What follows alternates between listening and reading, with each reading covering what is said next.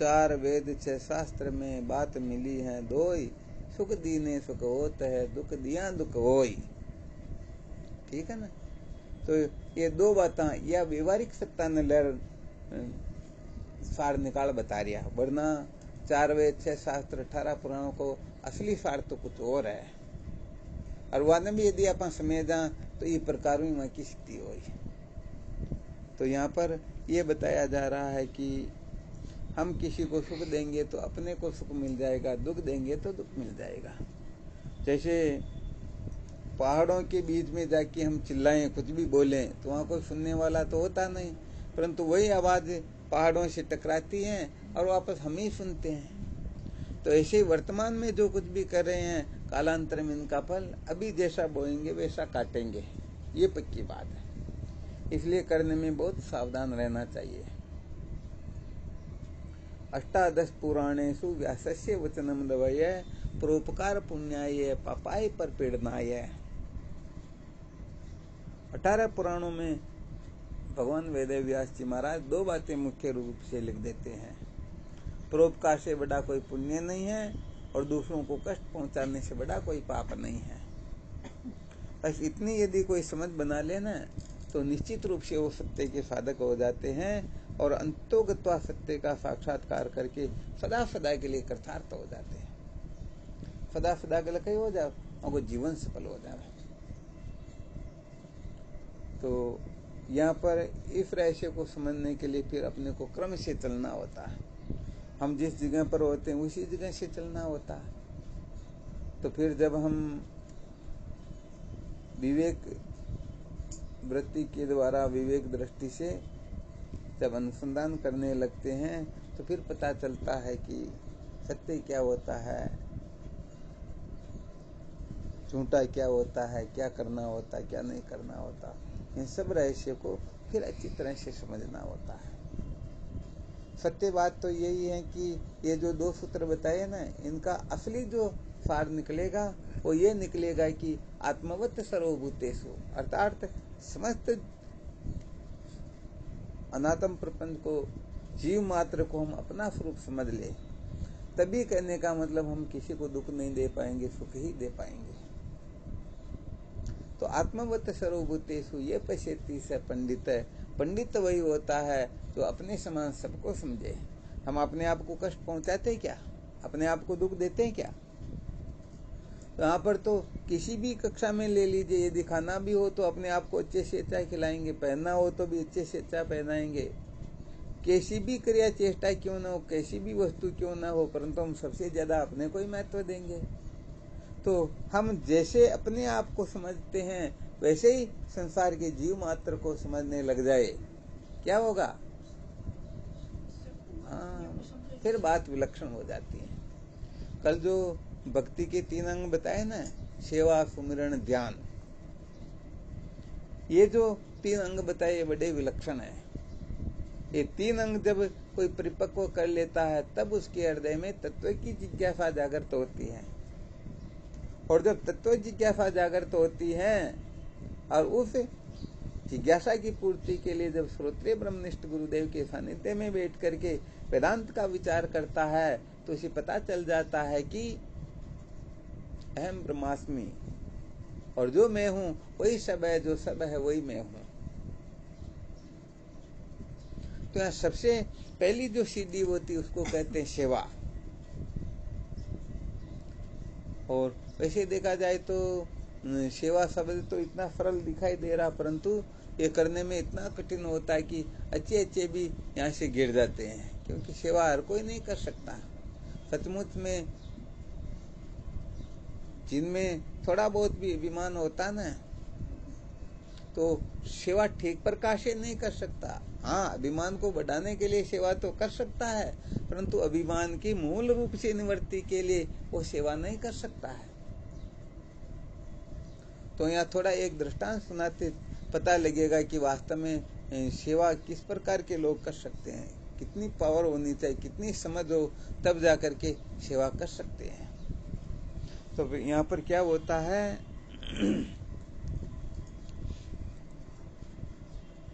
कबीरदास जी का दृष्टांत सुनाते चलो। तो कबीरदास जी महाराज का ये नियम था कि और कुछ हो या ना हो, परंतु संतों की सेवा में पीछे नहीं रहना। ठीक है ना। अतिथि सेवा में अपने को पीछे नहीं रहना, चाहे अपने को सब कुछ छोड़ना भी पड़े तो भी अपने को इससे पीछे नहीं हटना है। तो क्या होता है कि एक बार घर पर संत आ जाते हैं, घरवाली को जाके कहा भाई संत पधार गए, भोजन की व्यवस्था करो। तो हाथ जोड़ के निवेदन कर दिया, पतिदेव घर में एक दाना भी नहीं है, अपने को भी आज एकादशी करनी पड़ेगी, तो इनके लिए कैसे क्या करें। तो कुछ भी करो, कैसे भी करो।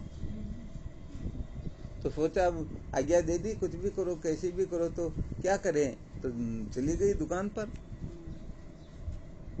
सेठ जी के वहां पर।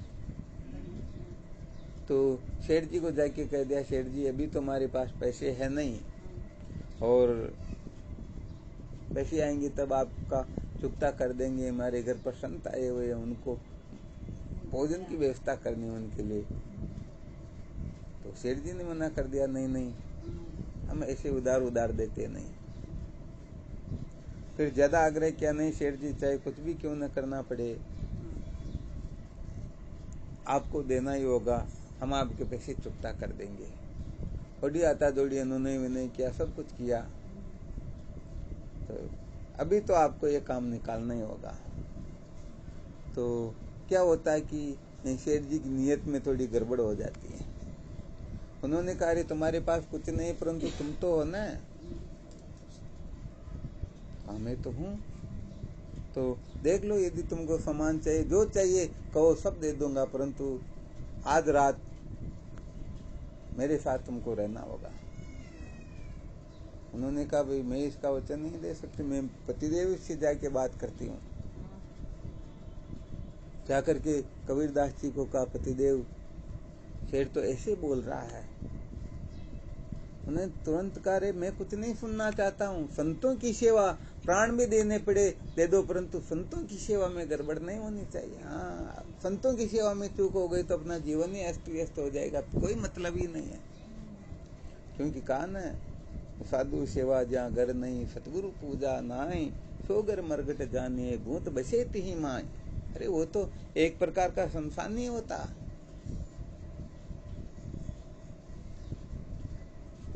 जहाँ सत्संग होती वो एक तरह से स्वर्ग होता है, और जहाँ संत कभी नहीं आते वो शमशान होता। उनकी पत्नी ने देखा, ठीक अच्छी बात है, आपकी आज्ञा, सेवा तो करनी है। कहीं जाकर के कहा, जैसा आप कहते हो वैसे मैं तैयार हूँ, परंतु तत्क्षण हमको सामग्री चाहिए। कहा 2 गुना 4 गुना ले जाओ ना, कुछ करने की आवश्यकता ही नहीं। परंतु संत फालतू का कचरा नहीं फैलाते, वो ज्यादा नहीं लेते, क्योंकि वो ज्यादा ही तो भगवत प्राप्ति में सबसे बड़ी बाधा होती है। शायद आपने सुना होगा, रंका और बंका ये दोनों भील समाज से थे, दोनों पति पत्नी थे, परंतु ये दोनों एक साथ नहीं रहते थे। चलते तो भी कम से कम 100-200 फीट की दूरी बना करके, क्योंकि साथ रहे तो वो उनसे बात करेंगे, वो उनसे बात करेंगे, उनकी उनमें आसक्ति अमता ममता होगी, उनकी उनमें आसक्ति अमता ममता होगी। तो वो आगे पीछे चलते थे और सब सदा सर्वदा भगवान के भजन में चित्त लगाते थे, और कुछ करते ही नहीं थे। तो एक बार नारद जी भगवान को उलाना दे देते, अरे आपके ऐसे भक्त इतना कष्ट उठाते, फिर भी खाने पीने के लिए इनके है नहीं, घर पर रहने की व्यवस्था नहीं, पहनने के लिए कपड़े नहीं, इतनी बड़ी दुखद स्थिति में जी रहे, आपको शर्म तो आनी चाहिए ना। भगवान कहते, नारद जी मैं क्या करूं, मैं तो खूब देना चाहता हूं, परंतु मेरे भक्त लेते ही नहीं। क्योंकि भक्त भगवान को चाहते, भगवान के ऐश्वर्य को थोड़े चाहते। जो भगवान के ऐश्वर्य को चाहते वो बेचारे भक्त किस बात के है या नहीं है। तो भगवान ने कहा, तो अर्जुन नारद जी कहते हैं, कैसे नहीं लेते, मेरे साथ चलो, मैं देखना चाहता हूं। कहा चल भाई। तो एक वो मोहरों की कोई थैली भरी हुई है, वो रंका बंका वो जिस रास्ते से जा रहे थे, आगे रंका जी महाराज चल रहे, पीछे बंका जी उनकी पत्नी चल रही है, और भगवान वो मोहरों की जो थैली थी, आदि को तो नीचे और आदि उसके अंदर रास्ते में डाल दी और छिप करके बैठ गए। और चलते चलते क्या होता, जैसे उनको वो मोरों की भरी हुई थैली दिखाई देती तो देखते रे गजब हो गया। हालांकि मेरी तो इनमें आसक्ति अमता ममता नहीं, परंतु स्त्रियों की तो आसक्ति ज्यादा होती ना। ये तो पहनने ओढ़ने के लिए तो पता नहीं घर बिके तो बिक जाए, परंतु मेरे को ऐसे ऐसे वैसे चाहिए, वो परवाह नहीं करती। चाहे पति मरे चाहे उनकी क्या स्थिति हो, मेरे को क्या लेना देना, परंतु मुझको ये चाहिए। तो मेरी तो इनमें आसक्ति अमता ममता नहीं, परंतु वो आ रही यदि उनकी आसक्ति हो गई तो सो ना, एक बार कोई ना बोल दे तो भी उनका काम बिगड़ जाता, और 100 बार बोल दे तो ये तो सोना है। सोने में तो कलयुग का वास होता, बुद्धि भ्रष्ट हो जाएगी, भजन कभी नहीं कर पाएगी। क्योंकि सोने के गहने इस तरफ जाना, सोने के गहने वगैरह कुछ भी बना लिया के तो फिर वो पूरे, हाँ इसलिए समझदारी यही होती है। इस तरह मुंह करके बैठे तब गड़बड़ नहीं होती, वरना दूसरे दिखाई देते तो वो क्या कर रहा है क्या नहीं कर रहा, कोई दिक्कत नहीं, जो कर रहे करते रहेंगे। तो बना लेगी तो घर घर जाके दिखाने लग जाएगी, पता नहीं सारा का सारा काम बिगड़ जाएगा। तो क्या करते हैं कि उनके ऊपर मिट्टी डालने लग जाते हैं। क्या डालने लगते हैं? मिट्टी डालने लगते। इतने में उनकी पत्नी आ जाती, कहा स्वामी जी मिट्टी पर मिट्टी क्या डाल रहे हो, ध्यान देना। क्या कहती है? ये धूला पर धूलो कहाँ डाल दिया हो। कि उनके पति देव चक्कर में पड़ जाते, मैं तो कम से कम इसको हीरा पन्ना द्वारा सोना समझ रहा हूँ, ये तो कहती कि मिट्टी पर मिट्टी क्यों डाल रहे, इसके लिए उसका नाम ही बंका हो गया। आ गया समझ में? तो भगवान का जो भजन करते हैं ना, हाँ उनके लिए ऐसा वैसा कुछ होता ही नहीं। तो यहाँ पर वो सत्संग का महत्व बताया जा रहा था, संतों के संग का महत्व बताया जा रहा, संतों की सेवा का महत्व बताया जा रहा। तो कबीरदास जी महाराज ने उनको संकेत किया, सारी सामग्री लेके आ गए, संतों को भोजन करवाया और संत तो विदा हो गए। और अब उनके नियम की पालना करनी थी। तो होता क्या है, उस समय देववश बारिश आ जाती है। क्या आ जाती? बारिश आ जाती है। तो कबीरदास जी महाराज उनके घर में जैसे अच्छे समझो कैसे भी क्यों ना हो, वो कपड़े उनको पहना करके अपने कंधे पर बिठाते उनकी पत्नी को, क्योंकि बारिश आ रही, यदि ये भीग जाए, इनके पैर खराब हो जाए, रोग। सेठ कहते अरे घर से बाहर निकलो, तुम्हारे तो पैर खराब हो रहे, तुम तो ठीक नहीं हो, कपड़े ऐसे वैसे हो रहे। तो उनको बिल्कुल सुरक्षित रूप से कंधे पर बिठा करके, या ऐसा समझो जो संतों की सेवा करते हैं उनको कंधों पर बिठाया जाता है। तो वो उनके वहां ले जा करके कह दिया भाई तुम जाओ, मैं यही इंतजार करता हूँ। और जब वो अंदर गई ना, तो शेर जी उनकी ओर देखते हैं कि अरे भाई इनके पैर भी गीले नहीं है, कपड़े भी गीले नहीं है, और है जीव की तो दिमाग काम नहीं किया, चक्कर आ गया। अरे भाई ये उड़ करके आई या ये कोई तंत्र मंत्र जानती है या बात क्या है, कुछ भी वर्षा का बारिश का तो प्रभाव ही नहीं है। उनको पूछ लिया अरे तुम आई तो कैसे आई, क्योंकि तुम्हारे तो पैर भी गीले नहीं है, कपड़े भी गीले नहीं, चक्कर क्या ही है। तो उन्होंने कहा मेरे पतिदेव मेरे को कंधे पर बिठा करके लाए, वो बाहर ही बैठे हुए है। इतनी बात सुनी ना, तो इतनी बात सुनते ही उनका तो वो शेठ जी का दिमाग चकरा गया, ठीक है ना। और दिमाग चकराए तो ऐसा चकराए कि उनको खुदा के लिए संसार से वैराग्य, वो उनकी पत्नी से तो क्या वैराग्य, वो पूरे संसार से वैराग्य हो गया। और दौड़ करके गए और कबीरदास जी के चरणों में साष्टांग प्रणाम करके लेट गए। फिर उनका नाम हुआ धर्मदास जी महाराज, सुना होगा कभी, बहुत बड़े महात्मा हुए फिर। तो देखो संतों का जो सेवा का जो फल होता है कितना विलक्षण होता है। तो ये भक्ति के 3 अंग, सबसे पहले सेवा, फिर सुमरन, फिर ध्यान। और सेवा में जो, हाँ तो सेवा में जो प्रवीण हो जाते हैं ना, यहाँ पर कहने का मतलब सेवा कौन कर सकते हैं, संसार की बिल्कुल भी जो परवाह ना करे ना, वरना अरे हमारे तो ये ना खत्म हो जाएगा, ये कम पड़ जाएगा, या टाइम बर्बाद हो जाएगा, अभी उलझ जाएंगे, ऐसा करेंगे वैसा करेंगे, या अभिमान हो किसी प्रकार का, वो सेवा कर सकते ही नहीं। तो ये भक्ति की 3 कक्षा, क्योंकि जब तक भक्ति पूर्ण रूप से सिद्ध नहीं होती है तब तक ज्ञान वैराग्य उत्पन्न होता ही नहीं।